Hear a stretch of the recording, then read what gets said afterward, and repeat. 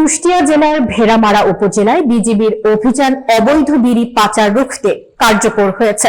13 জানুয়ারি 2026 সকালে কুষ্টিয়া ব্যাটালিয়ন থেকে প্রেরিত একটি চৌকস টহল দল 12 মাইল বাজার সংলগ্ন সড়কে বিশেষ অভিযান পরিচালনা করে। বিজিবির গোয়েন্দা সূত্রের তথ্য অনুযায়ী উক্ত সড়ক ব্যবহার করে শুল্ক ও কর ফাঁকি দিয়ে বিপুল পরিমাণ অবৈধ বিড়ি পাচার করা হচ্ছিল।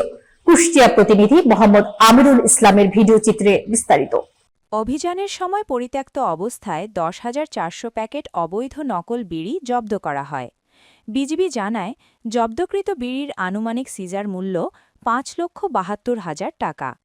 তবে এই ঘটনায় কোনো ব্যক্তিকে আটক করা সম্ভব হয়নি। জব্দকৃত বিড়ি মালিকবিহীন থাকায় তা বর্তমানে কাস্টমস অফিসে জমা করার প্রক্রিয়া চলছে। কুষ্টিয়া ব্যাটালিয়ন কর্মকর্তারা বলেন, বিধি মোতাবেক এই ধরনের অবৈধ বিড়ি ধ্বংস বা প্রক্রিয়াজাত করা হবে। বিজিবি জানিয়েছে, সীমান্ত নিরাপত্তা নিশ্চিতকরণ, মাদক ও চোরাচালান রোধ এবং সকল প্রকার অবৈধ কার্যক্রম প্রতিরোধে তাদের অভিযান কঠোর ও পরিকল্পিতভাবে চলছে। তারা আরও জানান, ভবিষ্যতেও এই ধরনের অপরাধ প্রতিরোধে বিজিবি কার্যকর ও কঠোর অভিযান চালিয়ে যাবে। বিজিবি কর্মকর্তারা বলেন, দেশের অখণ্ডতা ও নিরাপত্তা রক্ষায় সীমান্তের দায়িত্বপূর্ণ এলাকা থেকে নিয়মিত চেকপোস্ট ও টহল কার্যক্রম পরিচালনা করা হচ্ছে। এছাড়া গোপন গোয়েন্দা তথ্যের ভিত্তিতে অভিযান পরিকল্পনা করা হয়, যাতে অবৈধ কার্যক্রম দ্রুত বন্ধ করা যায়।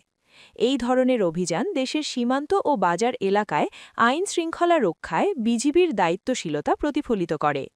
কর্তৃপক্ষ আশা প্রকাশ করেছেন, জনগণ আইন শৃঙ্খলা বজায় রাখায় বিজিবির পাশে থাকবে।